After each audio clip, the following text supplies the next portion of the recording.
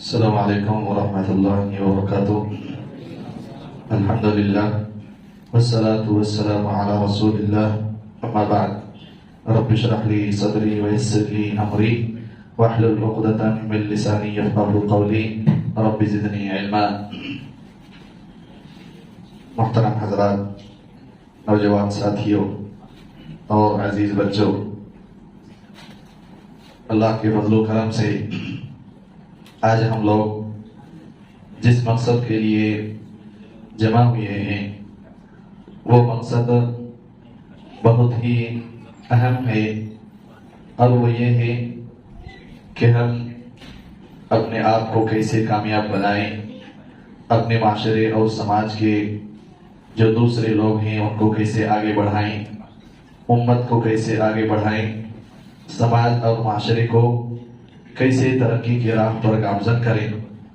इसके लिए जो सबसे अहम तरीन चीज़ और अहम और ज़रूरी चीज़ है वो है इल्म का हासिल करना।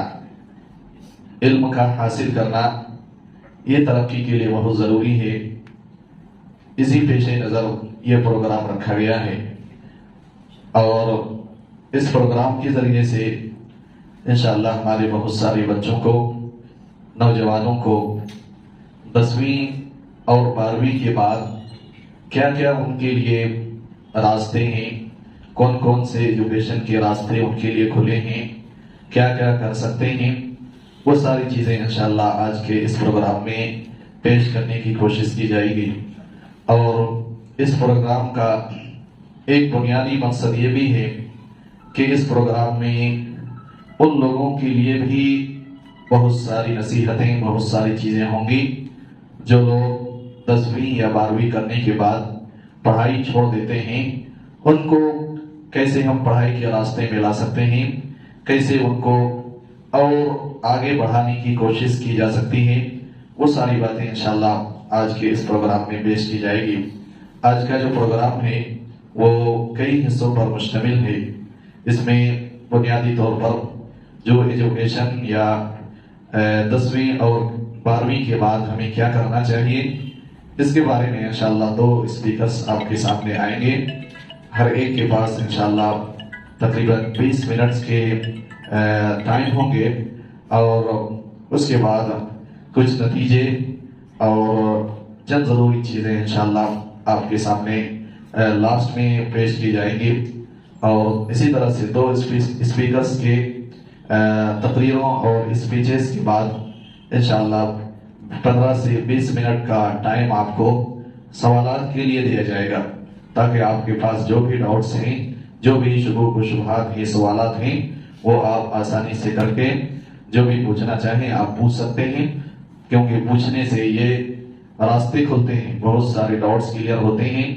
पूछना ये इल्म का बुनियादी रास्ता है, पूछना ये आधा इल्म है। बस औकात ना पूछने की वजह से हमें बहुत सारा नुकसान उठाना पड़ता है। बस औकात कोई सवाल ना करने की वजह से कुछ सालों के बाद हमें अंदाजा होता है कि एक सवाल अगर हमने किसी जानकार आदमी से कर लिया होता तो मेरी जिंदगी का 2 साल, 3 साल, 4 साल बच गया होता। और ये हमें से हर एक शख्स को इस चीज का एहसास है कि काश पहले किसी आदमी से पूछ लिया होता तो 1 लाख के बजाय 10,000 में काम हो जाता। किसी जानकार आदमी से पूछ लिया होता 50,000 के बजाय 20,000 में काम हो जाता। इसलिए पूछना ये अहम है और जरूरी है, और इसका हुक्म अल्लाह ने कुरान मजीद में भी दिया कि फस्अलू अहल ज़िक्री इन कुंतुम ला तअलमून। जो इल्म तुम्हारे पास ना हो वो अहले इल्म से आप पूछ लें, सवालात कर लें। तो इंशाअल्लाह सवालात के लिए भी आपको वक्त दिया जाएगा। जो भी सवालात है आप इंशाअल्लाह कर सकते हैं। और सवालात के बाद 20 मिनट की तकरीबन तकरीर इल्म की अहमियत और उसकी फजीलत और ज़रूरत के मुताल्लिक इंशाअल्लाह आपके सामने कुछ बातें रखने की कोशिश की जाएगी, और इस तरह से ये प्रोग्राम इंशाअल्लाह ख़त्म होगा। तो अस्सलामु अलैकुम वरहमतुल्लाहि वबरकातुहू। अल्लाह का बहुत बड़ा फजल और करम है। अल्लाह तबारक व तआला मस्जिद में एक अच्छी बात सुनने की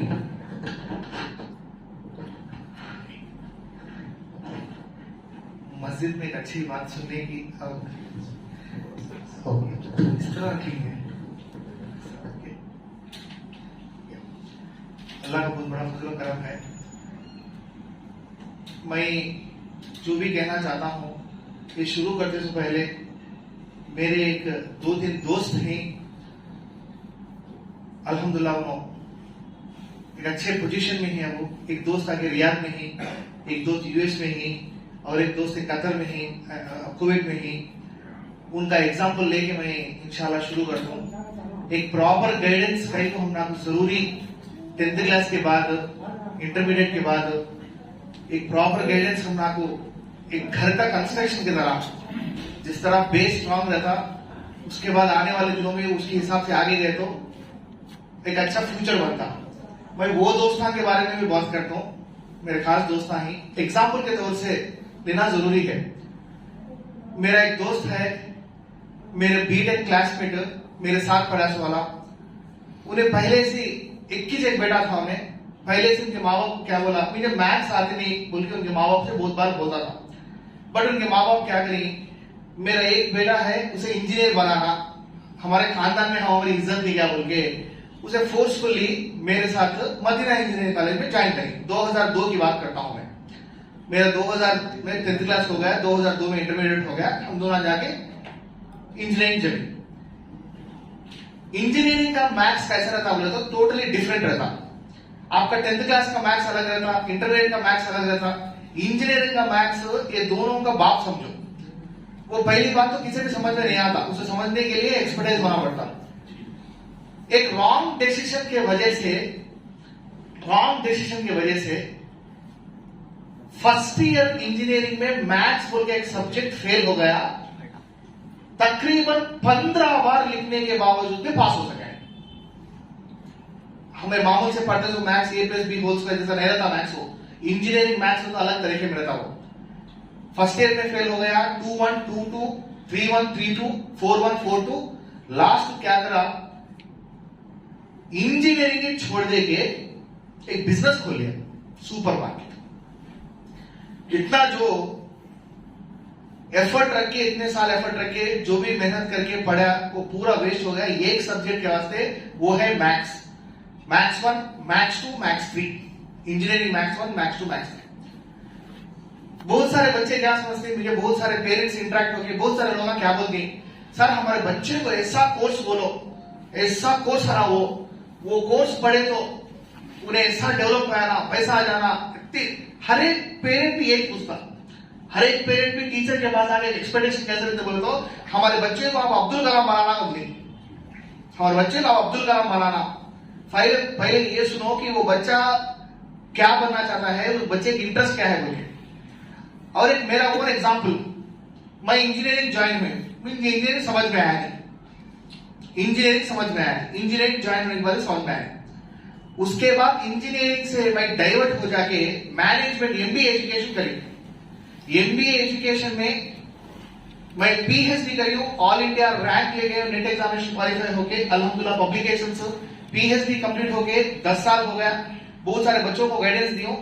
फर्स्ट ऑफ ऑल क्या करता हूं, हर एक प्रोफेशन में, वो क्या भी प्रोफेशन हो, MPC ले हो, BPC ले हो, CEC ले हो, वोकेशनल कोर्सेस ले हो, अनकन्वेंशनल नॉन कन्वेंशनल प्रोग्राम्स ले हो, हर एक कोर्सेस का एक अलग फ्यूचर है। 10th क्लास के बाद मेरा दोस्त कुछ रीजन की वजह से पढ़ी छोड़ दे के डिस्टेंस में होटल मैनेजमेंट कोर्स कर लिया। Hotel management.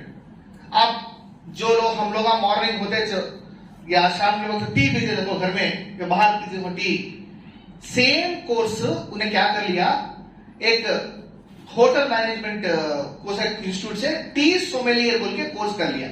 आज उसका दरमा 2.5 लाख। कितना? 2.5 लाख दरमा। क्या करा उन्हें, इंटरमीडिएट कंप्लीट कर लिया, होटल मैनेजमेंट एक वोकेशनल कोर्स कर लिया टी सोमेलियर बोल के। और एक मेरा एक दोस्त सेम इंटरमीडिएट छोड़ दिया, आज मक्का काबे के सामने जो स्विस टावर्स की देखो, वो स्विस टावर्स में काम करता है। उसका दरमा भी तकरीबन 1.5 लाख रुपए। हर एक प्रोफेशन, मैथ्स हो, MPC हो, BPC हो, CEC हो, HEC हो, हर एक प्रोफेशन का एक अलग इंपॉर्टेंस है। हर एक प्रोफेशन में अल्हम्दुलिल्लाह अच्छा करियर ऑप्शन भी नहीं। बट एक क्वेश्चन क्या है बोले तो बहुत सारे लोग वो क्वेश्चन समझते नहीं, बहुत सारे लोग वो चीज समझते नहीं। बच्चे को इंटरेस्ट क्या है?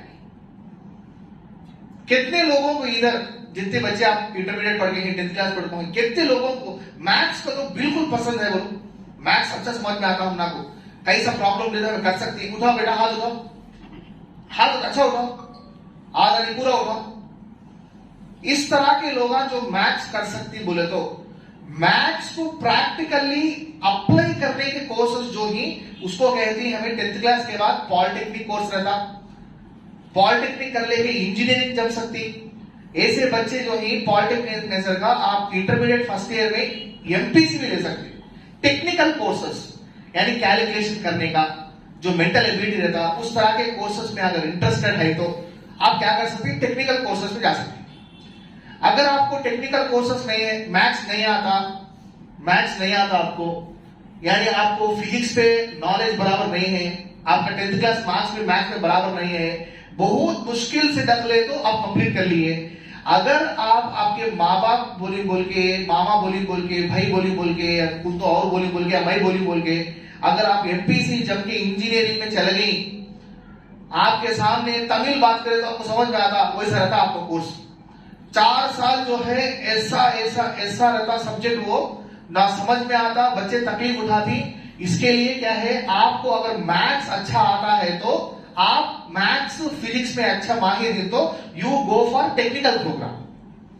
इंटरमीडिएट के बाद टेक्निकल प्रोग्राम। नहीं सर हमारा मैथ्स आता नहीं, हमारा साइंस अच्छा पसंद है, तो आप क्या कर सकती है, बाईपीसी ज्वाइन कर सकती है। इसके बाद भी मैं बोलती हूँ, इसके बाद कैसा रहता, कोर्स लेवल का रहता कोर्स, उसके बाद कोर्स कैरियर ऑप्शन थी वो भी मैं सुनाता हूं। एमपीसी कर लेके आप इंजीनियरिंग जमे तो ये जॉब को अटेंड है तो आपके कंपटीशन में 5000 लोग आते। एक जॉब अटेंड है तो आपके कंपटीशन में 5000 लोग आते। किसमें? एमपीसी में। एमपीसी करके आप इंजीनियरिंग ज्वाइन है तो आप एक जॉब अप्लाई करें तो उसके कंपटीशन में एक जॉब के लिए 5000 लोग कंपीट करते। कंपटीशन बहुत ज्यादा रहता।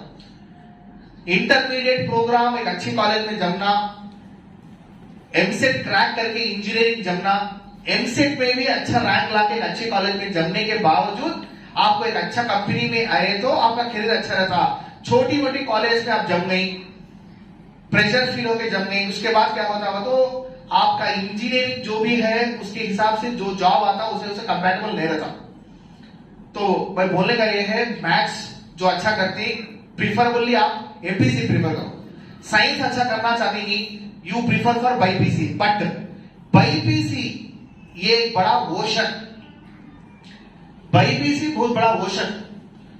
बाईपीसी आप जब नहीं बोले तो आपके पेरेंट्स के एक्सपेक्टेशन जो भी ही एक ऐसा प्रेशर पड़ता आपके ऊपर, जैसा बैलून को फूकते थे तो मोटा फूकता जाता हो, अंदर प्रेशर था उसके अंदर। एक छोटा नीडी लेकर तुझे बोलो से फूट जाता हो, उतना प्रेशर फेस करना पड़ता। बाईपीसी बोले तो एक अलग किस्म का कोर्स। जो बाईपीसी लेना चाहते ही, मेरे जितने भी सारे रिश्तेदारों के बच्चे ही फर्स्ट अटेम्प्ट में बाईपीसी क्लियर करके ही, but 8th, 9th, 10th intermediate first year second year 5 साल हॉस्टल में रहने के बाद फर्स्ट अटेम्प्ट में क्लियर करें। बाईपीसी अगर लेंगे नीट एग्जामिनेशन लिखना पड़ता, उसका कंपटीशन ऑल ओवर इंडिया रहता, उसका कंपटीशन ऑल ओवर इंडिया रहता। एक बार आप उसमें ज्वाइन हो गई तो आपका लाइफ जो है एक अलग तरीके से मोल्ड हो जाता, क्योंकि आप एमबीबीएस क्रैक कर सकती हैं, बीडीएस कंप्लीट कर सकती हैं, बट एनॉर्मस प्रेशर रहता, आउटस्टैंडिंग रेंज में पढ़ना पड़ता उसके लिए बाईपीसी। चलो एमपीसी हो गया, बाईपीसी हो गया। अब रही बात एमपीसी में मैथ्स फिजिक्स नहीं आते वाले, या बाईपीसी में बायोलॉजी, जूलॉजी, बॉटनी, केमिस्ट्री के ऊपर नॉलेज रहने वाले बहुत सारे लोग हैं। ये 2 सब्जेक्ट्स रहने वाले क्या करती, सीईसी प्रीफर करती। आजकल के पेरेंट्स के माइंड में सीईसी बोले तो एक नेगेटिविटी आ गई। सीईसी बोले तो नेगेटिविटी। हमारे अब्बा इंग्लिश रीडर रिटायर्ड, मैं पीएचडी कंप्लीट करी रहने के बावजूद भी मैं मेरे बच्चे को, मेरे बेटे को सीईसी करो बोलता हूं। मैं एमपीसी नको बेटा, तू बाईपीसी करना होगा, सीईसी कर ले। तो एमपीसी नको, बाईपीसी नको, तो सीईसी कर ले। सीईसी कर लेके मैं पूछी मुझसे 2 दिन के पहले भी डिस्कशन हुआ, क्या बोलूं, क्या बेटा इंटरेस्ट क्या है? बोला था मुझे मैथ्स इंटरेस्ट नहीं है पापा। ओके, साइंस करता था। अम्मा असल कर सकता नहीं मैं। क्या करता रहा? तो मैं बिजनेस करना चाहता हूं, मैं बिजनेस एडमिनिस्ट्रेशन करना चाहता हूं। तो एक ही बात बोले, उसके दो ऑप्शन दिए मैं।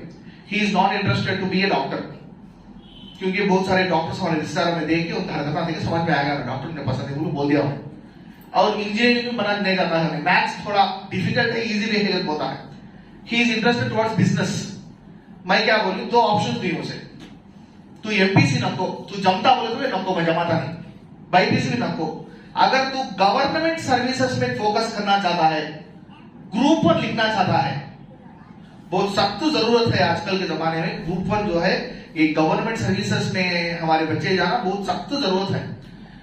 यूपीएससी क्रैक करना चाहता है, यूपीएससी का क्या समझे, एक शॉर्ट स्पैन ऑफ टाइम में यूपीएससी क्रैक करे तो तुम्हें स्टार्टिंग ज्वाइंट कलेक्टर पोजीशन देता, उसके बाद तुम्हें विद इन 5 इयर्स तुम्हें कलेक्टर पोजीशन आया। तुम्हें कलेक्टर का क्या, एक कड़पे का एक छोटा बादशाह टाइप कलेक्टर, हर चीज हर सर्विस कर सकता, हर बिल इसके हाथ में चलती, हर काम अच्छा कर सकता, ईच एंड एवरीथिंग कर सकता कलेक्टर।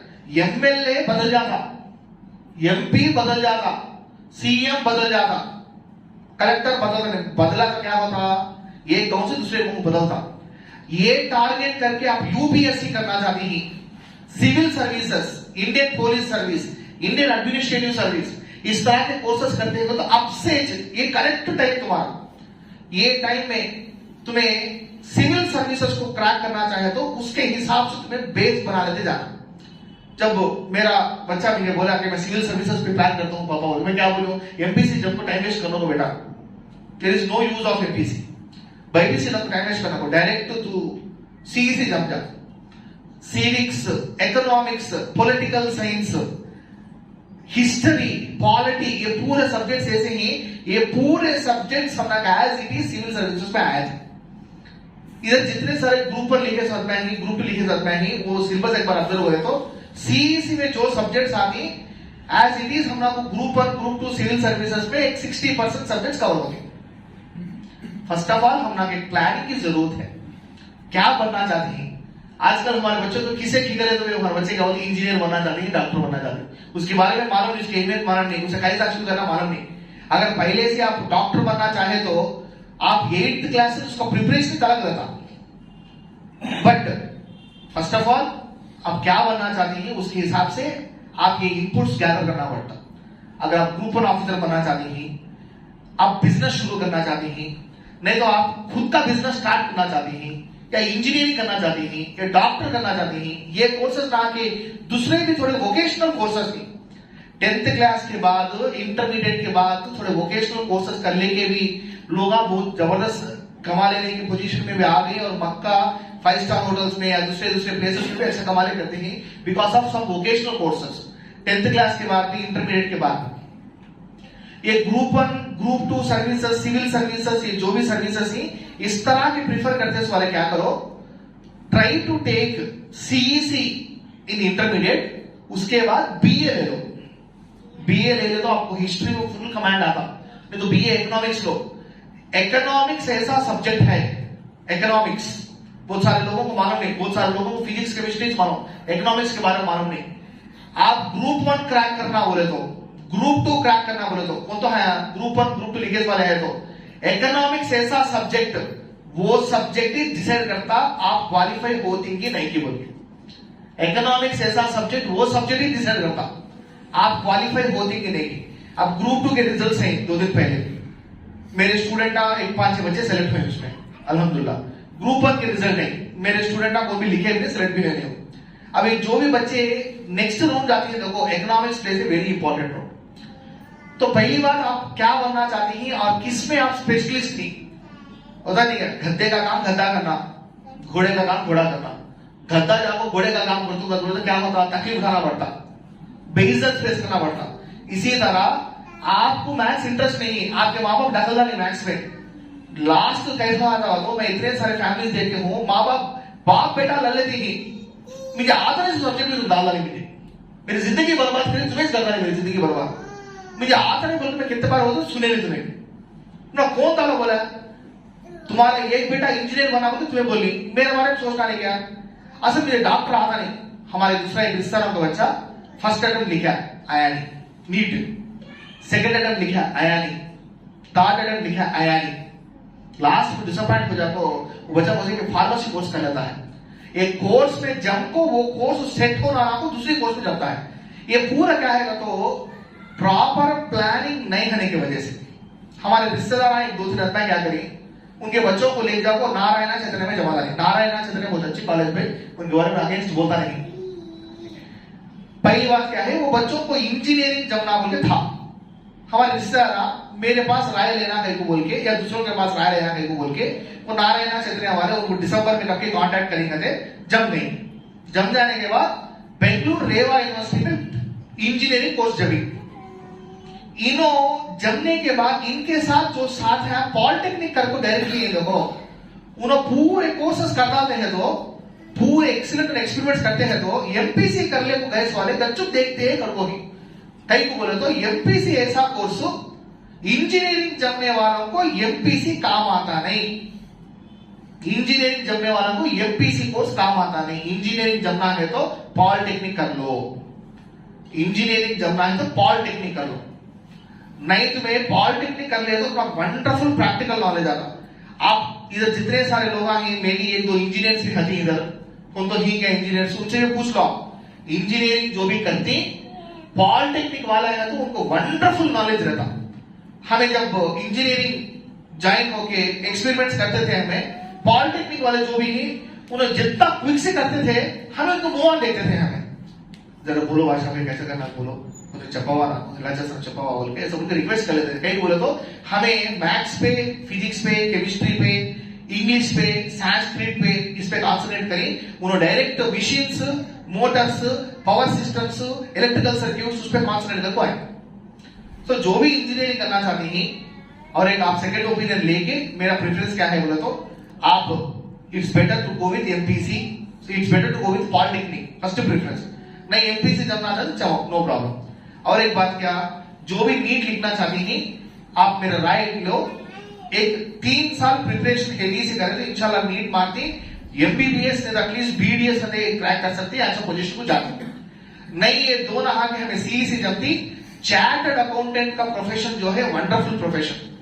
हर मेरे तकरीबन 100 से 200 कोलीग्स मार्च आते सब लोग टैक्स रहा सेव चला चौका हमद टैक्स रहा सेव చేయాలి, నాకు ఇన్కమ్ ట్యాక్స్ కట్టాలి, ఫైనాన్షిयल एंड का ईयर मार्च 31 मैं बोलो अहमद के साथ हर एक अकाउंट पे इनकम टैक्स वालों की नजर रहती, हर एक ट्रांसैक्शन में नजर रहती। ऑटोमेटिक से तुम्हें at the end of the year तुम्हें जाओ एक चार्टर्ड अकाउंटेंट के पास, उसे पैसे पे करके तुम्हें तुम्हारा इनकम टैक्स असेसी बनाना पड़ता। हर एक सिटीजन आफ्टर 18 इयर्स, हर एक सिटीजन जिसका अमाउंट आके ऑनलाइन कनेक्ट हो गया था। Chartered accountant course is wonderful. नहीं हमें गवर्नमेंट सर्विस में उतरना चाहते हैं, यूपीएससी में उतरना चाहते हैं, इसका प्रॉपर प्लानिंग है। कड़पे में होके हमें यूपीएससी क्रैक कर सकते नहीं। हैदराबाद, दिल्ली इस तरह के प्लेसेस को जाना पड़ता। उधर जाके एक 5 साल degree plus UPSC, degree plus UPSC course जो है ये दोनों को प्रीफर करें तो डिग्री पढ़ते हुए यूपीएससी पढ़ लेना, ऐसा 5 साल प्रीफर करें तो हम ना को है सो हमें सेंट्रल में हमें ओसी में आती, हम ना को है सो अटेम्प्ट 4 की 5 की मैक्सिमम। एक 5-6 साल बैठ को प्रिपेयर होना, अटेम्प्ट करना, इंशाल्लाह एक 2-3 अटेम्प्ट अल्लाह रहम करे तो इंशाल्लाह आ जाता। ये यूपीएससी में जाना बोले तो मैं पर्सनली इंशाल्लाह आपको गाइडेंस दे दूं। मैं कोर्स इंस्टीट्यूट में काम करता हूं, नहीं मैं नॉर्मल गाइडेंस देता हूं, है जो मैं हाँ जाओ बोलता हूं, बहुत अच्छा जबरदस्त इन्फ्लुएंस करता। बट क्या है, आप इंजीनियरिंग जब है तो भी huge competition, very huge competition. आप यूपीएससी गए तो उससे भी 10 टाइम्स ज्यादा कंपटीशन, हर एक चीज में भी कंपटीशन रहता, हर एक चीज में भी कंपटीशन रहता। आप किस तरह प्लान करते हैं उसके हिसाब से आपका करियर मोल्ड होता, उसके हिसाब से आप प्लान कर लो। अपार्ट फ्रॉम दिस, नहीं मैं इंजीनियरिंग करना चाहता हूं, मैं एमबीबीएस कराने चाहता हूं, मैं बिजनेस शुरू करना चाहता हूं, हमारा अब्बा का एक बिजनेस है, मैं बिजनेस शुरू करना चाहता हूं, नो प्रॉब्लम। इंटरमीडिएट में जो भी कोर्स ले लो, डिग्री में बीबीए ले लो, नहीं ये पीजी में एमबीए ले लो। इंडियन इंस्टीट्यूट ऑफ मैनेजमेंट बोल के एक प्रीमियम इंस्टीट्यूट है, आईएएम बोलते हैं उसको, आईआईएम। IIM, उसमें अगर आपको कैट लिखने के बाद MBA सीट आ गया, आपकी स्टार्टिंग सैलरी 1.5 करोड़ रहती, 1.5 करोड़, 1.5 करोड़। और एक बात क्या है, उसमें आना बोले तो भी कैट एग्जामिनेशन रहता, उसका भी 3-4 साल प्रिपरेशन करना पड़ता है। मैं इंटरमीडिएट कंप्लीट होने के बाद IIT JEE लिखना चाहती थी, IITs में तकरीबन 30-40 लोग एग्जाम लिखते हैं, prelims as well as mains, उसमें से कितनी सीट आई? तकरीबन 6000। इसका भी ह्यूज कंपटीशन, हर एक चीज कंपटीशन के बेस पर चाहिए, हर एक चीज कंपटीशन के बेस पर चाहिए। कोर्स ऑफ प्रोफेशन भी इजी नहीं रहता, कोर्स ऑफ प्रोफेशन में भी लेस कंपटीशन नहीं रहता, हर एक प्रोफेशन में भी कंपटीशन रहता। But the only thing is एक प्रॉपर प्लानिंग कर लेके हमें आगे बढ़े तो हमें उसे अचीव कर सकते हैं, अचीव कर सकते हैं।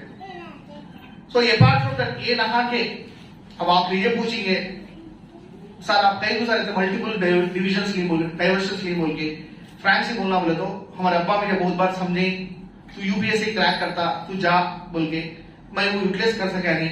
मैं लास्ट को मेरा ओन इंस्टीट्यूट ओपन कर लूँ, 4-5 इंस्टीट्यूट में काम करी, यूनिवर्सिटीज में काम करी, 28 ईयर्स को PhD ली हूं मैं, ऑल इंडिया 30th रैंक आया मुझे। सो मेरा आर्टिकल्स पब्लिकेशंस पूरे ही। अब मैं क्या करता हूँ, मतलब मेरा ओन इंस्टीट्यूट रख लूं, मैं किसके पास में काम करता नहीं, जो भी है मैं खुद से डेवलप होता हूँ, मेरा ओन ब्रांड के लिए वर्क कर ले तो बोल के मैं वो हिसाब से आगे बढ़ता हूँ। मैं यूट्यूब चैनल एक स्टार्ट करी, यूट्यूब चैनल एक स्टार्ट करी, अब उसका नाम मैं लेना चाहता नहीं इधर, यूट्यूब चैनल एक स्टार्ट करी। जब मैं यूट्यूब चैनल स्टार्ट करी हूं, मेरे सब्सक्राइबर्स 150, 200, 300 थे। लॉकडाउन में दूसरा काम क्या भी नहीं था, मैं क्या करूं, सवेरे शाम तक 4-5 वीडियो डालता जाके आज मेरे सब्सक्राइबर्स 72,000 सब्सक्राइबर्स की। मुझे एक मीटिंग में एक क्वेश्चन रेज हुआ, सर तो कितना कमाती साल बोल के।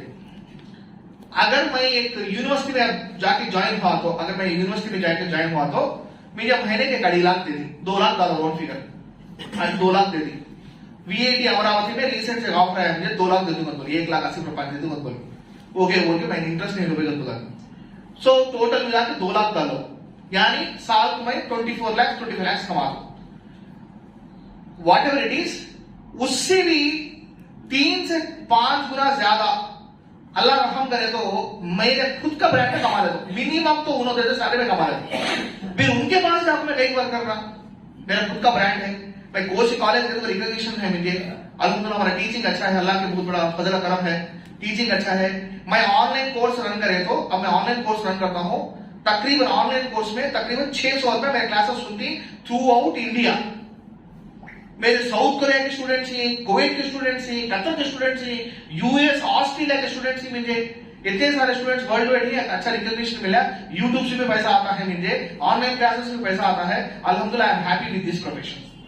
बट यूनिवर्सिटी प्रोफेसर में जाना बोल के बहुत बार ट्राई करी हूँ, हो सका नहीं। एक बार इंटरव्यू तक गई हूँ, उन्होंने जरा ब्राइट पूछी, मैं दे सका नहीं, वो देता भी नहीं हूं मैं, इसलिए वो स्ट्रेट फॉरवर्ड रहने से मैं जा सका। हर एक प्रोफेशन की इक्वल अपॉर्चुनिटीज है। मैं क्या बोलता हूँ, आप जो भी प्रोफेशन चूज कर लो, पैरेलल ये कंप्यूटर कोर्स कर लो। अब आप इंटरमीडिएट जमने के बाद एक डिग्री प्रोग्राम जमने दो, ये पूरा मिलाकर आपको 6 साल लगता। हर साल 1 से 2 कोर्स कर लो, नहीं तो आप इंटरमीडिएट कंप्लीट करेंगे, डिग्री कंप्लीट करने 4 साल लगता। हर साल 1 से 2 कोर्स कर लो। पाइथन कोर्स है, आर्टिफिशियल इंटेलिजेंस है, इस तरह के कोर्सेज कर लिए तो आपका प्रोफेशन का, आपका करियर के लिए एक बैकअप रहता। जो मार्केट में जो भी ट्रेंड चलता है उसके हिसाब का एक कोर्स कर ले तो फायदा होता आपको। नहीं आप सोशल मीडिया में उतरना चाहते हैं, खुशी की बात, बट थोड़े डिसेंट वीडियोस अब मैं टीचिंग करता हूं, डिसेंट वीडियोस। आजकल हर एक भी वीडियोस ऐसे ही ऐसे चिकारी वीडियोस ही, ऐसे हरकता ही जो ताक रहा था तो हमारे बच्चे करे देखो, हमारे बच्चे तो आपने दूसरे जो बच्चे करे देखो, वीलिंगा ऐसे हरकत आप पूरे करके खाऊं को बदनाम करने की वीडियोस तो असल करोस न हो। जो भी डेवलपमेंट है वो हिसाब से कुछ तो एक टॉपिक सीख लो, उसे अपलोड करो, कुछ तो फैक्ट्स के बारे में बोलो या दूसरे चीजों के बारे में बोलो, वो हिसाब से बोले तो स्लोली आपका सोशल मीडिया साइट को डेवलप कर लेते जाओ। अगर आपका प्रोफेशन के हिसाब से कुछ है बोल के इस तरह भी प्लान कर सकते हैं। नहीं ये क्या भी नहीं, मैं डायरेक्ट कमाना चाहता हूं। मेरा एक दोस्त, हमारे दोस्त थी, उन्होंने मुझे फोन करी, मेरा बच्चा अच्छा पढ़ता अहमद भाई, बट क्या है तो इसे कमाने की पीछे लग गई, इसकी अम्मी इसके पीछे पूरा बोलता रही, तेरा बाप माने क्या कमाए नहीं, तेरे दादा हमने धोखा दिया है, उन्हें बोले तो बात जनरली बोलता हूं मैं, एक एग्जाम्पल के तौर से लो, किसकी गिवत करते हैं एग्जाम्पल के तौर से लो, तेरे बाप ने क्या कमाएंगे, फिनेंशियल प्रॉब्लम्स देखने के बाद बच्चे के माइंड में क्या गया, पढ़ को क्या फायदा, बच्चे का माइंडसेट देखो, ये mindset very dangerous, mindset very very dangerous.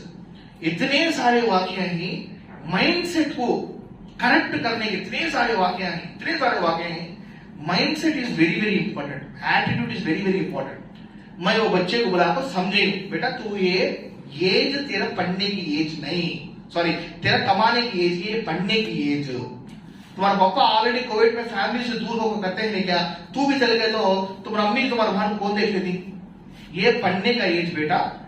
तुम्हें पढ़ लेने के बाद तुम्हें कोविड को चल जाओ, चल जाने के बाद तुम्हारे पापा आ जाते रिटायर हो बोल को मैं समझे।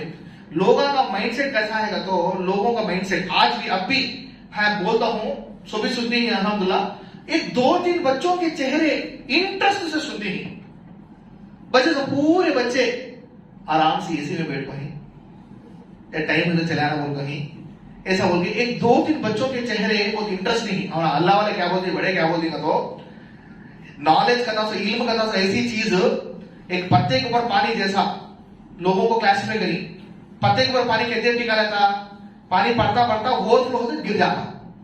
और एक बच्चा कैसा रहता, इल्म कैसी चीज, तो वो बच्चों की नजर में एक गरम गरम तवे के ऊपर पानी डाला तो कैसा होता, घुस सुगल चलाता। और एक ऐसे बच्चे रहती, एक बार बोले तो बात को जहन में रख लेती, अरे ये बंदा जो बोलता है 40 साल का बंदा, ये हमारे जैसे बच्चों को कितने को देखो है इन्हें, हमारे जैसे बच्चों को कितने को देखो है, कितना एक्सपीरियंस है, कितने रॉन्ग डिसीजन लिया, कितने ठोकरा खाया, ये पूरे देखो हमने बोलता है तो हमारी जिंदगी में सुधार लेना। 2 रास्ते ही, एक रास्ता तुम्हारा डेवलपमेंट को ले जाता और एक रास्ता तुम्हारा डाइवर्शन पे ले जाता। जो रास्ते पे करेक्ट रास्ते में जाते वहां फ्यूचर का अच्छा रहता। उसके हिसाब से इंग्लिश में एक सेइंग है, मैं मेरी बात खत्म कर देता हूं। इंग्लिश में एक सेइंग है, इंग्लिश में एक सेइंग है, वो सेइंग क्या है, तो good decisions are very important. Those good decisions, ये जो भी हमें जो भी जजमेंट्स करती है, जो भी डिसीजंस लेती है आज के दिन, good decisions comes from experience, good decisions comes from experience, experience comes from wrong decisions. Good decisions comes from experience, तुम्हारा एक्सपीरियंस नहीं, आज जितने भी बुजुर्ग बैठे हैं सबके एक्सपीरियंस है। Good decisions comes from experience, experience comes from wrong decisions. जो हमारे 1-2 भाइयां ही रॉन्ग डिसीजंस ले ले लाइफ में, उनके माँ बाप एक बोली उन्हें ये करी, लास्ट में क्या होगा, तो ऐसा सिचुएशन आ गया उनके बीच में, अब उन्होंने कोई एक प्रोफेशन कर लेंगे, सुपरमार्केट रन कर लेंगे, ये कर लेंगे, वो कर लेंगे, चल लेंगे, उन्होंने रॉन्ग डिसीजंस लिए, हमें वो लाइफ से देखी, हमें रॉन्ग डिसीजंस लिए लाइफ से देखी, इसलिए आपको समझाती है।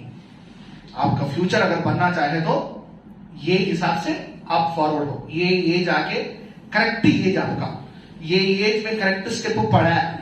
बहुत सारे आप स्कूल गए तो भी, कॉलेज गए तो भी, हर जगह आप काम गए तो भी, डाइवर्ट करने के, बहकाने के, सब भी हर जगह हर चीज रहती। बट ये एज में रॉन्ग स्टेप पड़ गया आपको, उसके बाद रिकवर कर सकते हैं। ये एज में रॉन्ग स्टेप पड़ गया, रिकवर कर सकते हैं।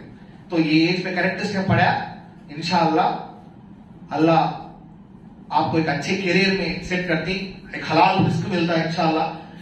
जब इंशाअल्लाह आप अच्छा कमाती, मार्केट में इज्जत मिलती, इज्जत बहुत चीजों से मिलती, पैसों से भी इज्जत मिलती, होदे से इज्जत मिलती, तो आप करेक्ट डिसीजन लेंगे, इंशाअल्लाह आपको बहुत फायदा होगा। अगर आप क्या तो भी पूछना चाहे तो, 1-2 बच्चे पूछना चाहे तो पूछ सकती। So I hope I have concluded. और एक सेशन के बाद क्वेश्चन आंसर सेशन। हाँ, अच्छी बात है सर, ओके सर, अच्छी बात है sir, thank you very much.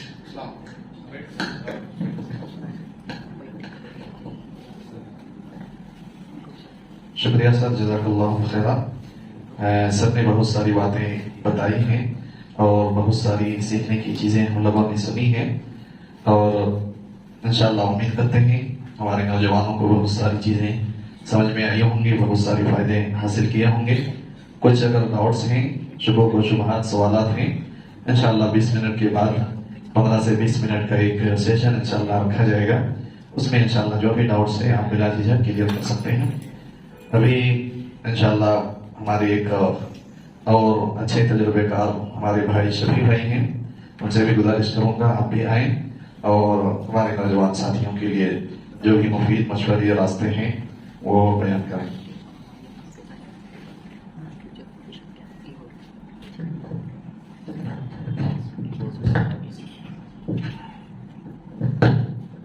मैं वो न्यूज करना चाहूँगा। अस्सलाम वालेकुम।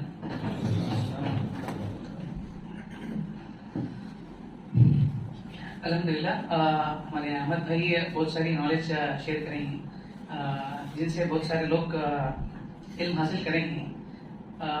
मैं शुरू करने से पहले ये जानना चाहूँगा कि कितने लोग 10th पास कहीं या एग्जाम लिख के हैं और इंटरमीडिएट कितने लोग कंप्लीट करके हैं?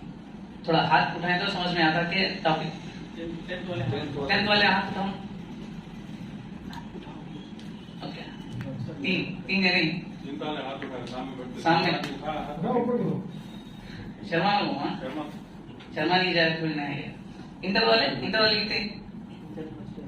Inter first year, okay second year, okay almost 7-8 members. तो जैसे कि sir already almost topics cover करेंगे कि इन 10th के बाद एमपीसी है, बाईपीसी है, राइट, एंड वोकेशनल कोर्सेज भी हैं। उसके बाद इंटर वाले जो इंटर एमपीसी ऑलरेडी कर डालेंगे या बाईपीसी कर डालेंगे, दो ऑप्शन उनके सामने है, एक इंजीनियरिंग, दूसरा क्या है इंटर वाले ये इंटरैक्टिव सेशंस करना। खाली एक जना बात करने के तुम्हें भी बोलना MBBS, okay, doctor, BDS, okay. उसके अलावा डिग्री बैचलर डिग्री कोर्सेस ही, बी फार्मेसी है, डिग्री है, बीएससी है, एग्रीकल्चर है। सो जो लोग एमपीसी चूज करके इंजीनियरिंग नहीं करेंगे, जो लोग बाईपीसी चूज करके एमबीबीएस नहीं करेंगे या फार्मेसी में नहीं करेंगे, समझ में आती है बात? और वो लोग कौन सा कोर्स चूज करना और उनका इंटरेस्ट क्या है? फाइनेंशियल प्रॉब्लम्स है, घर में गाइडेंस नहीं है या कोई गाइडेंस देने वाला नहीं है, तो ऐसे लोग कौन सा कोर्स चूज करना?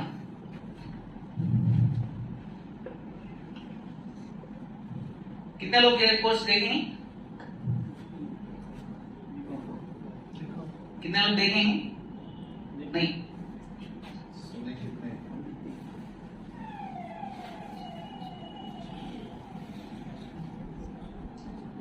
बैचलर ऑफ कॉमर्स, जो लोग बिजनेस इंटरेस्टेड हैं, ट्रेडिंग इंटरेस्टेड हैं, बिजनेस के बारे में जानना चाहते हैं या स्टॉक्स के बारे में नॉलेज गेन करना चाहते हैं, शेयर मार्केट के बारे में कुछ समझना चाहते हैं, तो वो लोग बीकॉम ले सकती हैं डिग्री में, राइट। सो इसके अलावा बहुत सारे ऐसे कोर्सेज हैं जो लोग जाते नहीं।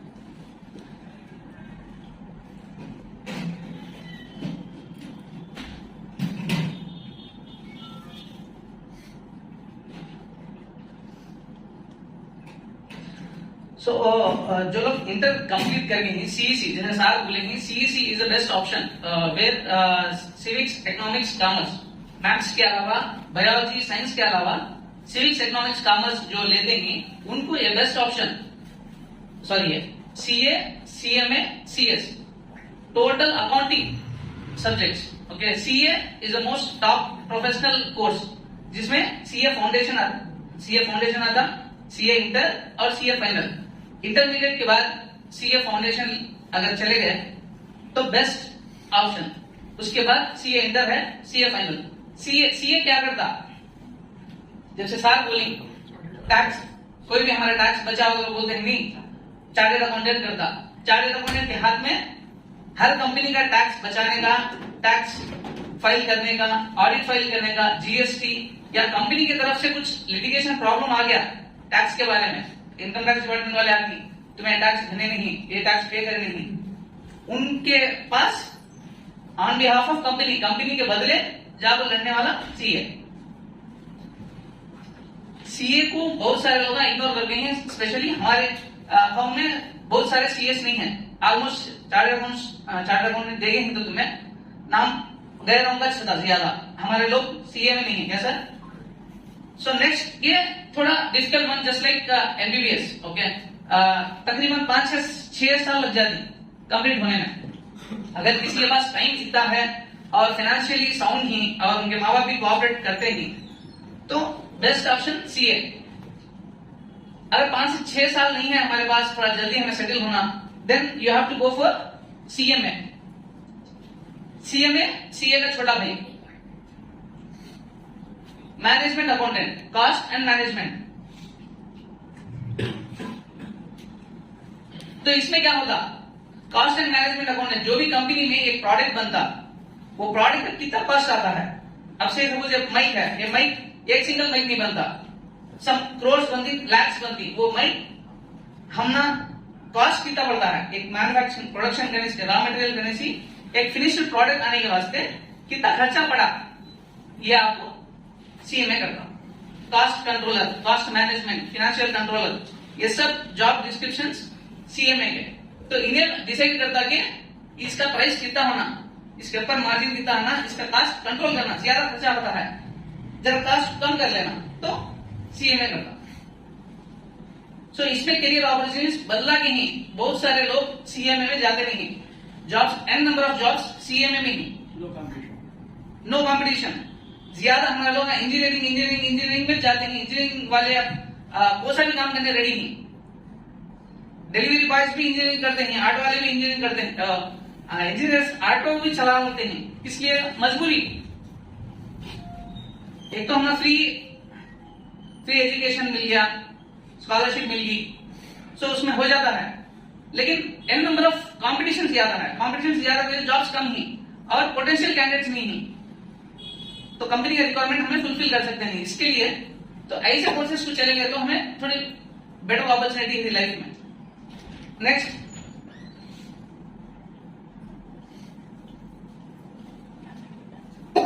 कंपनी सेक्रेटरी, सीएस, किसी को आइडिया है?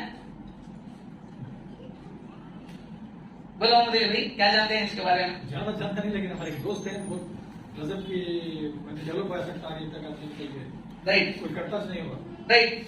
कंपनी सेक्रेटरी तो असल हमारे मुआशरे में नहीं है, best, one of the best opportunity. अगर ये सीएस कोई कर लिया तो ये बंदा सिर्फ और सिर्फ सीईओ से बात करता, मैनेजमेंट डायरेक्टर से बात करता, तो इसका काम क्या है?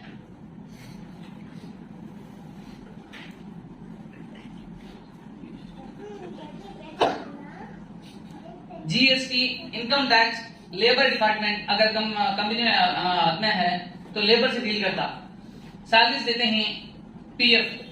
सो जो भी कंपनी को गवर्नमेंट के रूल्स के हिसाब से लीगल प्रोसीडिंग्स होना, तो वो कंपनी सेक्रेटरी देखता। अगर कंपनी को लाइसेंस होना है, सीएस देखता। कंपनी के ब्रांचेस कोई दूसरे कंट्री में ओपन करना चाहते नहीं, तो उसके प्रोसीजर्स देखता। कंपनी किसी के साथ पार्टनरशिप करती है, जॉइंट वेंचर करती है, तो सीएस देखता। कंपनी का हर डिसीजन सीएस लेता। बड़ी कंपनी है, रिलायंस जैसी कंपनी है, इनके 9 नंबर ऑफ सीएस रहती, 1-2 नहीं रहती। सो हर ब्रांच में, हर एरिया में, हर लोकेशन में सीएस रहती है।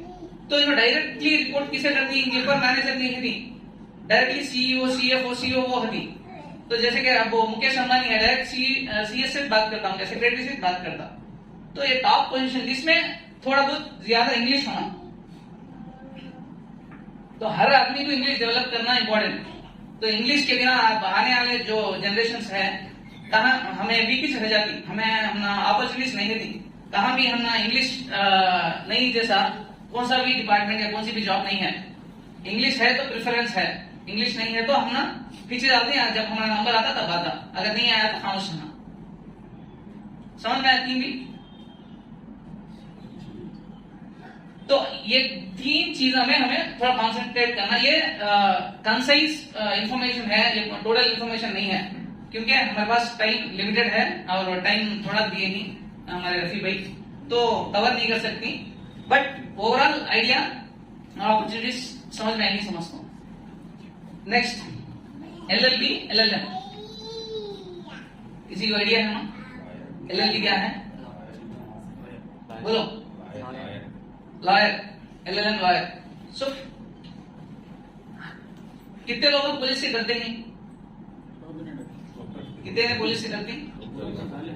पुलिस अगर सामने आ गया तो क्या होता हमारा? तो पुलिस को जवाब देने वाला कौन? लॉयर। तो हमारे लोग लॉयर कोई प्रोफेशन में भी जाते नहीं, one of the easy profession. Easy से हम LLB कर सकती, LLM कर सकती। जो भी लोग MPC लेको या MBBS लेको, ये 2 MBBS हो या इंजीनियरिंग हो, 2 करने जैसा दूसरे प्रोफेशन में जाना चाहते हैं तो best profession LLB। Legal profession, legal profession के फायदे बहुत सारे हैं हमें। अब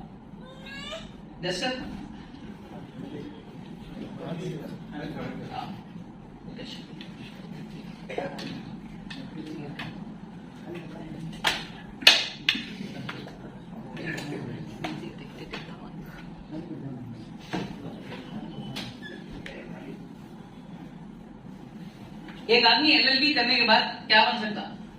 क्या हंसी आती है? Lawyer, right. LLB करने के बाद लॉयर बन सकता। एडवोकेट कभी सुने हैं तुम्हें? कितने ने सुनको नहीं एडवोकेट लॉयर? तो दोनों में डिफरेंस है। लॉयर जो डिग्री हासिल कर लो है, एडवोकेट जो बार काउंसिल में मेंबर हो को एडवोकेट मतलब क्लाइंट के रिप्रेजेंट करने की सर्टिफिकेट उसके पास है। लॉयर सिर्फ लॉयर, लॉ जानता, ये करना नहीं भाई, ये करना, ये करे तो ये होता। बट इसके पास क्या है, हमारे खिलाफ क्या कोई कंप्लेंट है तो हमारे ऑन बिहाफ लड़ता, कोर्ट में जाकर लड़ सकता। तो ये बनने के वास्ते हमें क्या होना?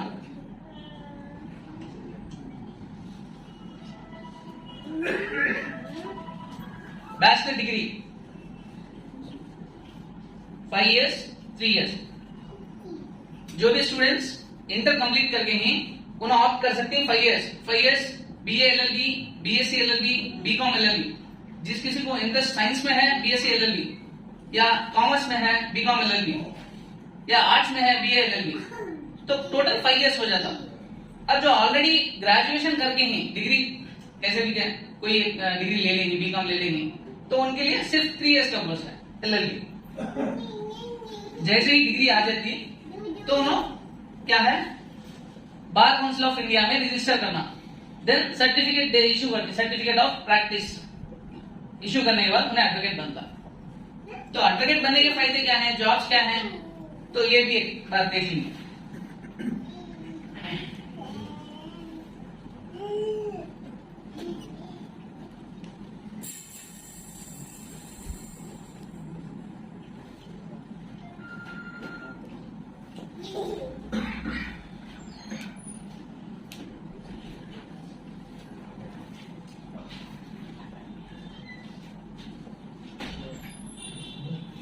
एडवोकेट लिटिगेशन से जा सकता, कोर्ट में जाको योर ऑनर को बोल सकता। अब बहुत सारे लोगों को वो योर ऑनर ऐसा करना, उनके पास जाओ वो करना पसंद नहीं होता, तो ऐसे लोग क्या कर सकती हैं, कॉर्पोरेट लॉयर बन सकती, कंपनीज के भी लॉयर सकती। कंपनीज को के ऊपर भी केस पड़ता रहता, कोई भी एक जरा टीवी खरीदा अच्छी नहीं है, कंपनी के ऊपर केस कर डालता, तो उनके साइड से आते सोए कॉर्पोरेट लॉयर्स। तो उनके लीगल इश्यूज देखते हैं, उनके कंपनी में एम्प्लॉयज को सही में पे देते नहीं थे, एम्प्लॉयज को सैलरी देते नहीं थी, एम्प्लॉय क्या करता, कंपनी के ऊपर केस कर डालता, तो उनके पास लॉयर रखने होती हैं, इन हाउस लॉयर्स हैं। तो कंपनी क्या करती, ये लॉयर्स की भेजती उनको लड़ने के वास्ते। नेक्स्ट जज, टॉप इंडिया में टॉप पोजीशन किसकी, जज की। तो जज जो भी पास करता ऑर्डर वो हर आदमी फॉलो करना पड़ता। जुडिशियरी में जा सकता, एग्जाम्स लिखो जुडिशियरी में जा सकता, जज बन सकता। जज फर्स्ट डिस्ट्रिक्ट बन सकता, फिर हाई कोर्ट, फिर supreme court, based on experiences. अलग अलग है वो एक अलग टॉपिक फिर वो डिस्कस करने के लिए। लीगल जर्नलिस्ट है, लीगल इश्यूज फ्रेम कर सकता, लीगल इश्यूज प्रिंट कर सकता, कंटेंट लिख सकता, ब्लॉग लिख सकता, वीडियो बना सकता, मीडिया में जा सकता। तो ऐसे बहुत सारे अपॉर्चुनिटीज लॉ प्रोफेशन में ही। तो और भी टाइम की वजह से मैं कवर नहीं कर सकता, बट अपॉर्चुनिटी देने के लिए शुक्रिया रफी भाई, और hope you have understand what I have discussed. अगर कुछ क्वेश्चन है आपके पास, कुछ पूछना चाहते हैं तो पूछ सकते हैं। छोटी बात, एलएलबी के ताल्लुक से हमारे शफी भाई बहुत जबरदस्त बात बोली। एक्चुअली एलएलबी में इन्होंने मेरे सीनियर, मैं उनका जूनियर, मैं फर्स्ट ईयर में थर्ड ईयर हूँ। हाँ, एलएलबी जो जुडिशियल नॉलेज है, हर एक मुसलमान को कंपलसरी होना, हर एक मुसलमान को कंपलसरी होना। मेरे पास 8 पोस्ट ग्रेजुएशन थी, 8 पोस्ट ग्रेजुएशन करने वाला, पीएचडी करके हूँ, सर्टिफिकेशन बस तो बेहद नहीं, आर्टिकल ऑफ पब्लिकेशन पूरा कर रही हूँ। यूट्यूब चैनल जब ओपन करी मैं, एक 10-15 लोगों से ऐसा प्रॉब्लम फेस करी हूँ, 10-15 लोगों से ऐसा प्रॉब्लम फेस करी हूँ, मैं खुद सॉरी बोलना पड़ा, पैसे वापस करी, ऊपर से सॉरी बोलना पड़ा। నేను ఓనీనే పాపమని వదులుతున్నా భాష నేను बोली मेरी गलती नहीं तो भी, तब मैं डिसाइड कर लूँ नहीं ला करना। हमें जितना लोगों में डेवलप होती ही, हमें हमारी किस्मत क्या है, तो ये हमें हाईलाइट कराते हैं। अच्छा, हमें 10 रुपए कमाते तो हाईलाइट कराते, लोग 10 लाख कमाते तो हाईलाइट होता नहीं, वो ऐसा कहीं हो गया, ऐसा हो गया। हमें YouTube में जब स्लोली मेरे 150, 200, 1000, 2000, 10,000, 15,000 एकदम इतने सब्सक्राइबर्स आ गए, दूसरे लोगों ऐसा क्रिएट करना नहीं, इसे छोड़ना नहीं। इसे मैं डिसाइड हो गई हूँ, लास्ट टाइम एग्जाम लिखो, वो कुछ रीजन की वजह से मैं काउंसलिंग डेट भूल गई हूँ, बट ये बार एग्जामिनेशन लिखो, क्वालिफाई हो, फर्स्ट ईयर में ज्वाइन हो गई हूँ। लीगल नॉलेज तो very very important, very important. आज का दौर कैसा है कि आपको बोलने की जरूरत नहीं, फ्यूचर में इससे भी ज्यादा रहता, अभी ज्यादा रहता, ये खत्म होने वाला नहीं है। इसलिए legal knowledge very very important. Sir हमारे सीनियर, मैं थर्ड ईयर, मैं फर्स्ट ईयर पढ़ता हूँ, और मेरी बहन भी इनके कॉन्टेम्पररी थे, उन्होंने भी कंप्लीट करने वाली ही। Legal knowledge is very important. LLB हमारे बहुत सारे लोगों के माइंड में इंजीनियरिंग मेडिसिन में ये रहता, सर बोले सर का सीए, जब मेरा बच्चा बोला मैं सीए करना चाहता हूँ तो कर बेटा मैं एनकरेज करता हूँ। सीए में कंपटीशन बहुत है, एग्जामिनेशन का पैटर्न डिफरेंट होता। सीए में आप फर्स्ट ईयर में 10 सब्जेक्ट लिखती, सेकेंड ईयर में 10 सब्जेक्ट लिखती, थर्ड ईयर में 10 सब्जेक्ट लिखती। अगर आप थर्ड ईयर में एक सब्जेक्ट फेल होगी बोलो, फर्स्ट ईयर से पूरे लिखना, फिर एक अलग तरीका रहता हो, एक अलग सब्जेक्ट रहता हो। बट सीए भी बहुत अच्छा प्रोफेशन, बहुत बहुत शुक्रिया सर। जज़ाकल्लाह। कुछ क्वेश्चन है तो कर लो, खत्म करेंगे। मुझे तो बच्चों को क्वेश्चन मिलते नहीं सर। अभी 10 से 15 मिनट जो है आपको सवालात और जवाबात जो है उसके लिए टाइम दिया जाएगा। जो भी डाउट्स है, शर्माना नहीं, जो भी बात समझ में नहीं आई, कुछ पूछना है, एक्सपर्ट्स हैं यहाँ पे, आप उनसे सवालात करो, पूछो। कोई भी घबराने, डरने या शर्माने की कोई जरूरत नहीं है। सवालात से बहुत सारी बातें क्लियर होती हैं। सवालात ना करने की वजह से बसा औकात बहुत पछताना पड़ता है। कई साल बसा औकात हम पीछे रह जाते हैं। 3 साल 4 साल के बाद पता चलता है एक सवाल कर लिया होता तो 3 साल बच गए होते, बहुत सारे पैसे बच गए होते। हाँ, तो इसलिए सवालात करो। हाँ, किसी के पास डाउट है, सवाल?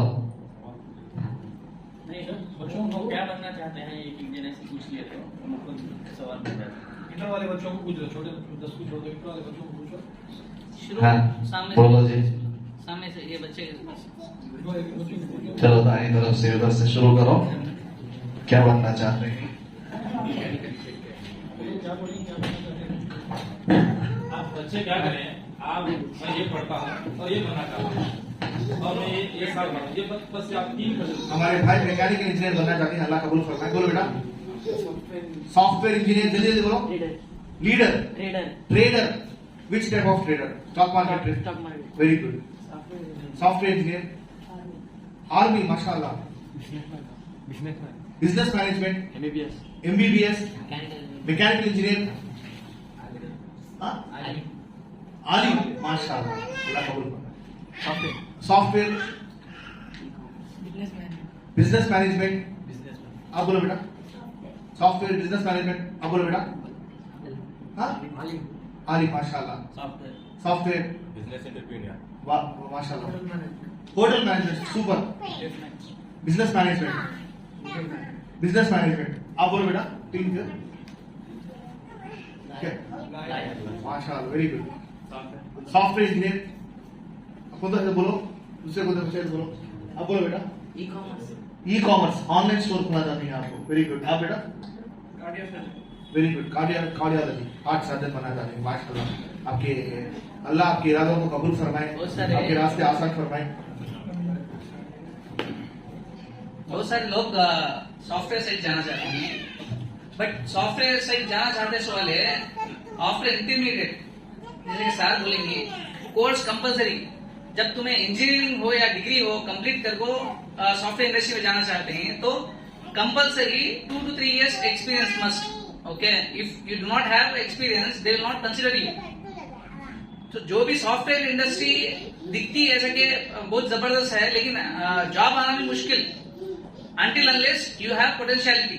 ओके, कोर्स सीनियर्स ही और हमारे पास बहुत सारे लोग हैं जो ऑलरेडी एक्सपीरियंस हैं आईटी इंडस्ट्री में, उनके पास से तुम्हें गाइडेंस भी दिलाती तुम ना कौन सा कोर्स करना चाहते हैं, कौन सी फील्ड में जाना चाहते हैं। तो एवरी ईयर 2 to 3 कोर्स, उसके ऊपर एक्सपीरियंस गेन करते रहना, उसके ऊपर कुछ प्रोजेक्ट करते रहना, वो प्रोजेक्ट तुम्हें रिज्यूम में अपडेट करते रहना, तब जब तुम ना सेलेक्ट करने की अपॉर्चुनिटी मिलती है। until unless तुम्हें प्रोजेक्ट नहीं कर रही है तो तुम ना कंसिडर करते नहीं। अब जो भी बहुत बड़े बड़े कॉलेजेस से आते हैं उनके पैकेजेस ज्यादा रहते हैं, पर एनम 12 to 15 lakhs उनको हायर कर लेते हैं। कई को तो बहुत बड़े कॉलेज से निकलते हैं, ऑलरेडी प्रोजेक्ट पर रहते हैं।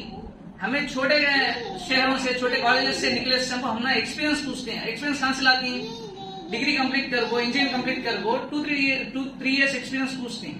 2 to 3 years हमें वेस्ट करके उनके पास जाना, या कहीं भी छोटे कंपनीज में काम करते हैं, अकाउंटेंट के नाम काम करते हैं, या मार्केटिंग एग्जीक्यूटिव के लिए काम करते हैं इंजीनियरिंग करे स्टूडेंट्स। तो अपनी प्रोजेक्ट को काम कर दो, जैसे कि बच्चा बोला है ई कॉमर्स का तो क्या पहले एक ऑनलाइन ई कॉमर्स वेबसाइट कैसा बनता, बिजनेस कैसा रन होता, तो ये मालूम कर लेना हमें। और बहुत सारे लोग बिजनेस करते हैं, स्टॉक्स है, स्टॉक्स के बारे में क्या मालूम ना, तो जस्ट लाइक स्टॉक्स नहीं जैसा, स्टॉक्स क्या होता, सेंसेक्स है, निफ्टी है, एक शेयर कैसा ऊपर जाता, नीचे कैसा आता, ये सब अभी से स्टडी करना। तो आपसी स्टडी करे तो तब जाकर एक्सपीरियंस मिलता। और जो बिजनेस करना चाहते हैं, बिजनेस करने के वास्ते रिक्वायरमेंट क्या है, लाइसेंसेस क्या है, बिजनेस कैसा रन होता, मार्जिन कैसा फिक्स होता, हमारा रॉ मटेरियल कहां से आता, प्रोडक्ट कैसा बनाती, कैसा सेल करती, मार्केटिंग कैसा करती, ये सब मालूम करना। तो ये अभी से फिक्स करे तो तब जाकर तुम्हें आसानी होती। मैं शुक्रिया करना चाहूंगा, टाइम हो गया समझता हूँ।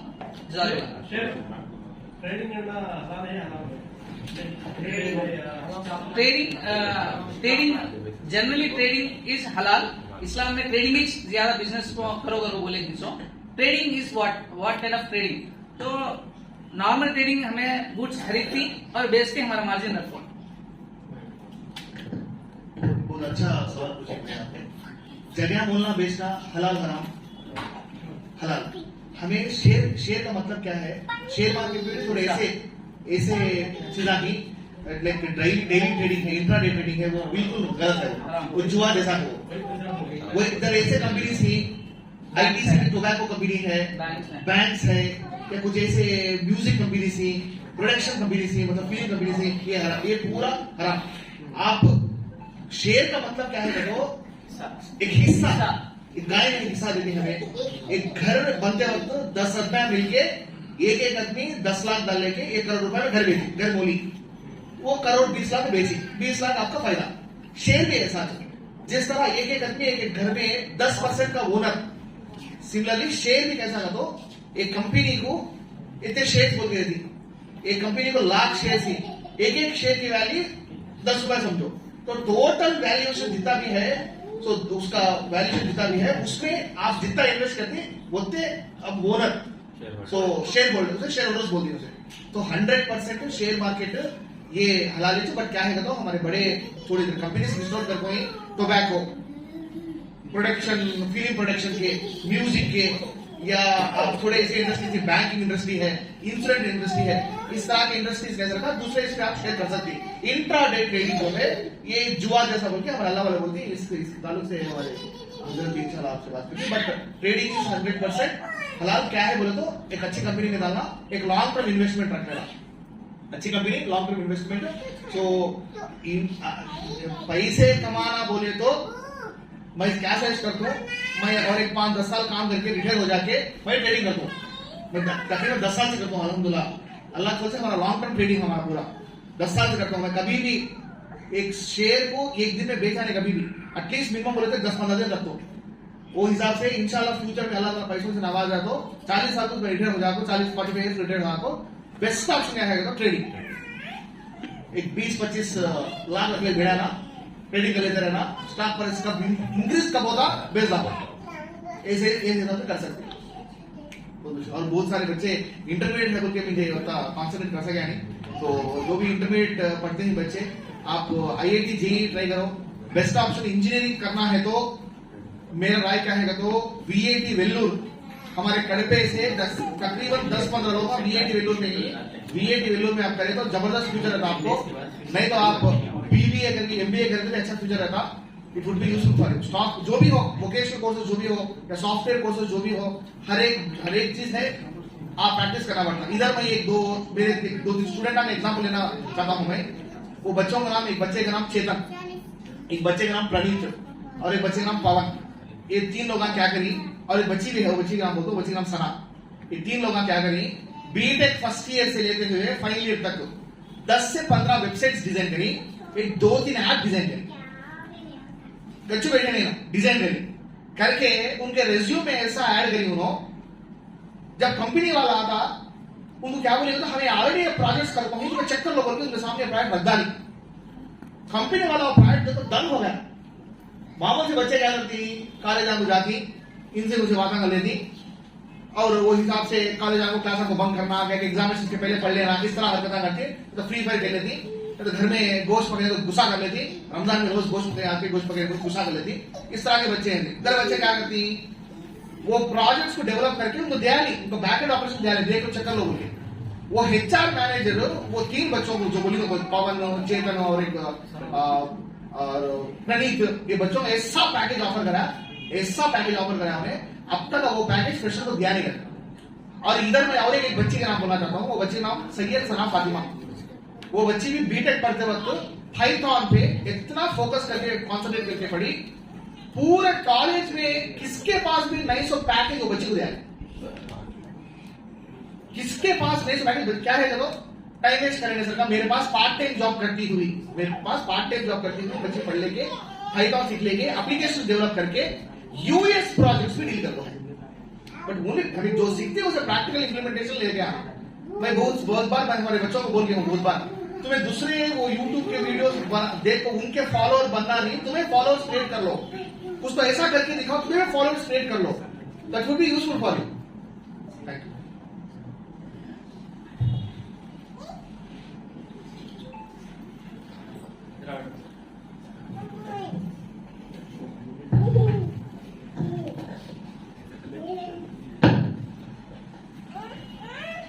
बहुत बहुत शुक्रिया दोनों मेहमान गिरामी कदर का।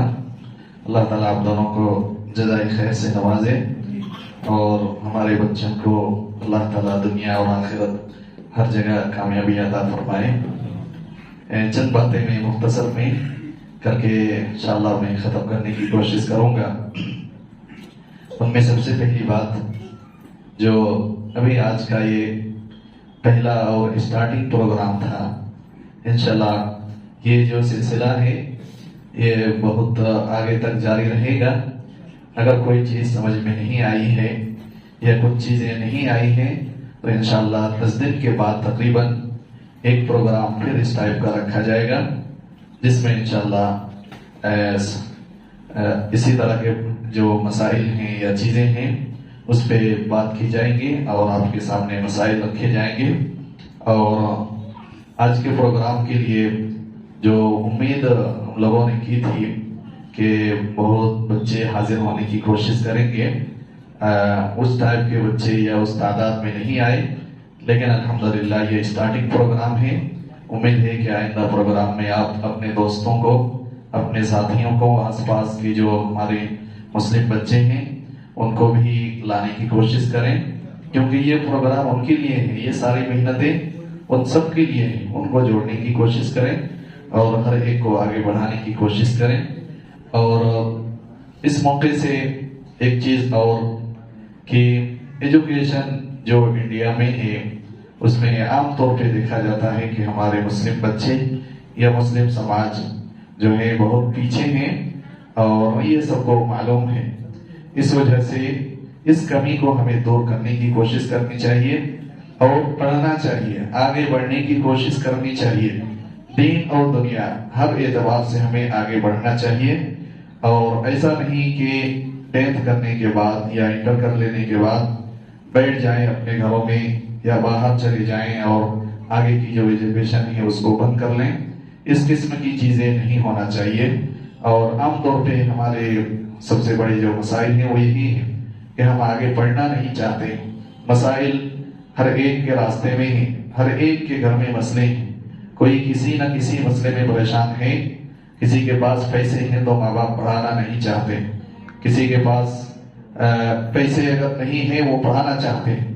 और हर एक की जिंदगी में कुछ ऐसे मसाइल होते हैं, इसलिए इन मसाइल में उलझ के आगे की जो एजुकेशन है उसको बंद नहीं करना है।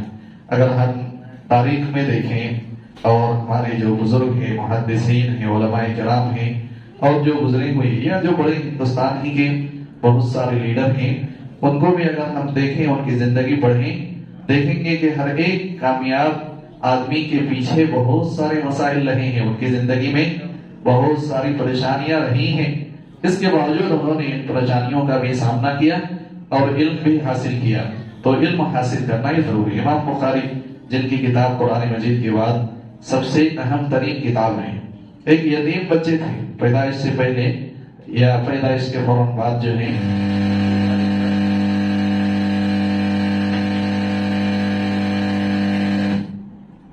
इमाम बुखारी के वालिद का इंतकाल हो गया था, यतीम थे, लेकिन उन्होंने कभी भी इल्म का रास्ता नहीं छोड़ा या कभी भी इससे हटे नहीं। इसी तरह से और भी बहुत सारी मिसालें हमारे सामने। और हम सबके सबसे बड़े लीडर कौन है हमारे लिए नमूना मोहम्मद सल्लल्लाहु अलैहि वसल्लम। यतीम पैदा हुए, कितने परेशानियां थी, लेकिन आप सल्लल्लाहु अलैहि वसल्लम ने कभी इन परेशानियों की वजह से पीछे नहीं हटे।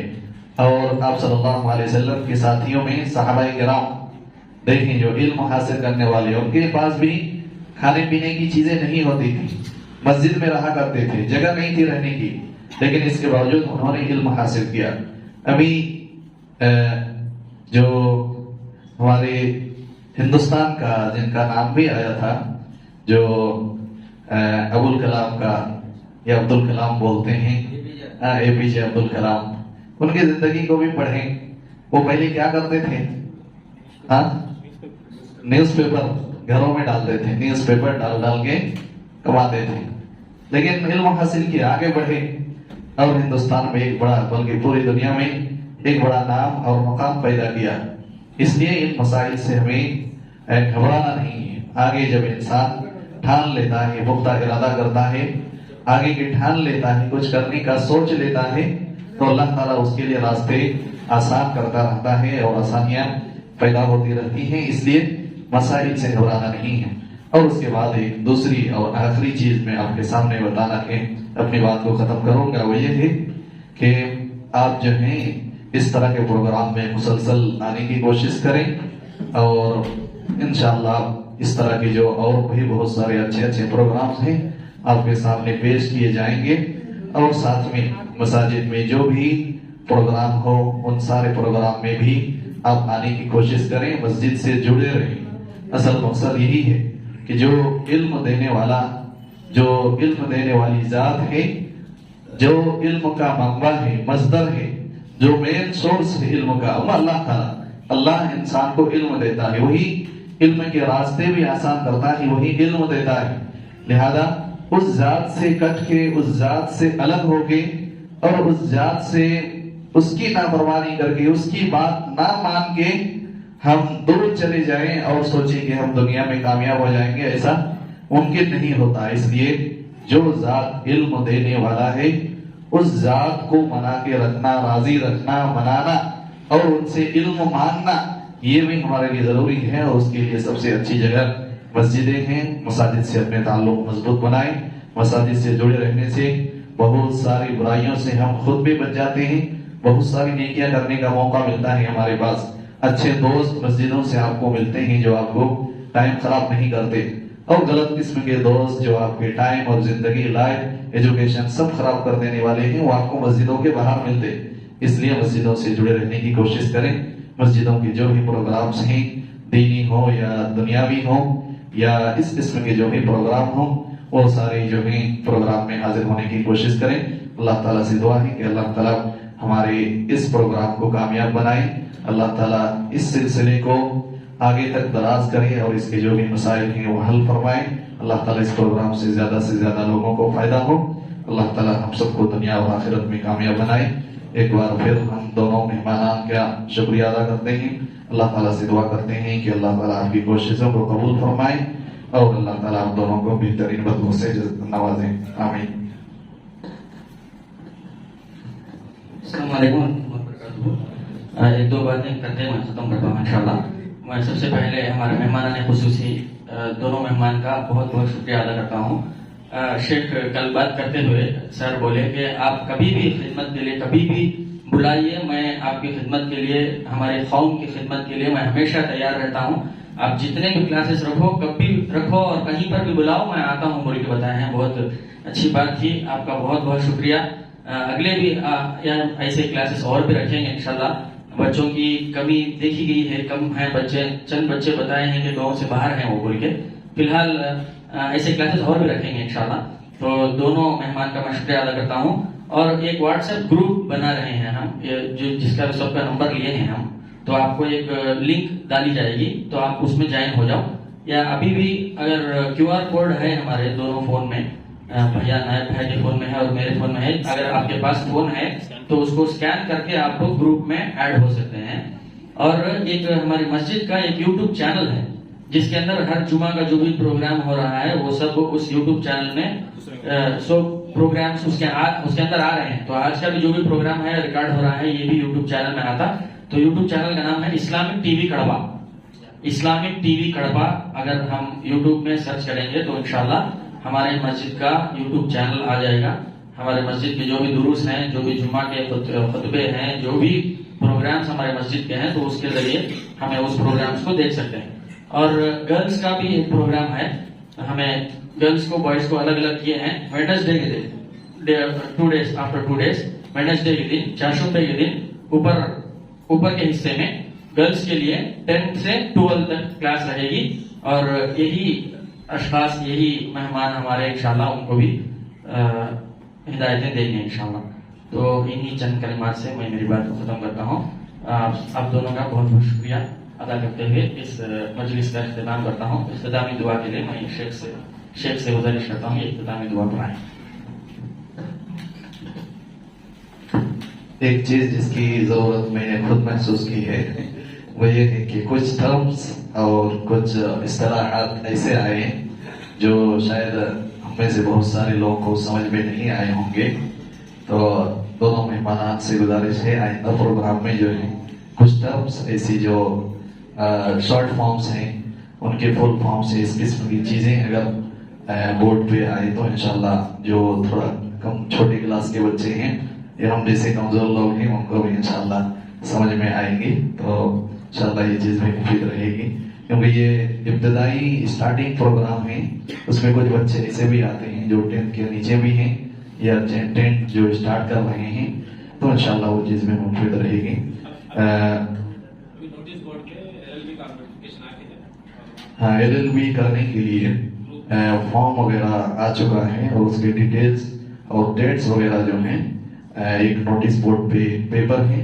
नोटिस बोर्ड पे भी जब भी आप मस्जिद में आए बीच बीच में नजर डालते रहें इस किस्म की जो भी चीजें हैं। इंशाल्लाह उसी के लिए ये स्पेशल बोर्ड मंगाया गया है, लगाया गया है, इसलिए आप उस पे नजर डालते रहें। हो सकता है कोई चीज आपकी काम की हो तो उसको देखें और जो लोग भी अगर कुछ करना चाहते हैं तो उससे मालूमात हासिल करके कर सकते हैं।